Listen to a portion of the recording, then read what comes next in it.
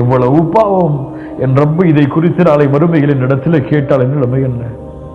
தனிமையிலே கதவுகள் அடைக்கும் பொழுது யாருடைய சத்தமும் இல்லாத நேரத்தில் யாருடைய பார்வையும் இல்லை என்று நினைத்து பாவம் செய்தாயே. மனைவிக்கு கொடுத்தாய் அந்த வெட்க உணர்வை, அவள் இருந்தால் பாவம் செய்யவில்லை. உன் பெற்றோருக்கு கொடுத்தாய் அந்த வெட்க உணர்வை, அவர்கள் இருந்தால் பாவம் செய்யவில்லை. உன் பிள்ளைக்கு கொடுத்தால் அந்த வெட்க உணர்வை, உன் பிள்ளைகள் இருந்தால் பாவம் செய்யவில்லை.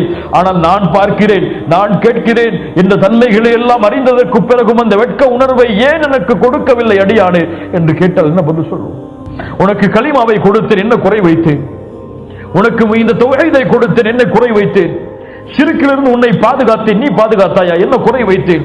எத்தனையோ பேர் வழிதவறி வழிகட்ட கொள்கைகளை பின்பற்றி இருக்கும் பொழுது குர்ஆன் சுன்னாவில் உன்னை இணைத்தேன், என்ன குறை வைத்தேன்? உடலின் ஆரோக்கியத்தை கொடுத்தேன், உடலின் சுகத்தை கொடுத்தேன், மனைவியை கொடுத்தேன், குழந்தைகளை கொடுத்தேன். ஆனால் ஏன் இந்த பாவத்தை செய்தாய் என்று கேட்டால் நிலைமை என்ன?